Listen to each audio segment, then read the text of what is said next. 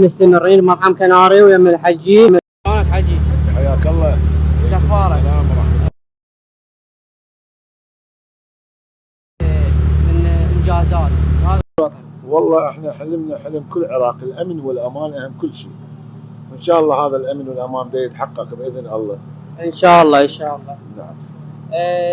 ما عندك فد طموح هسه بهذا الوقت حاليا؟ يعني انا بهالعمر ما عندي طموح لي لنفسي، بس اطمح لاولادي النجاح والاستقرار والتكميل الدراسي باذن الله. باذن الله كل التوفيق لك ان شاء الله يا ربي. الله يسلمك ويحفظك حبيبي. شو رايك بمطعم كناري؟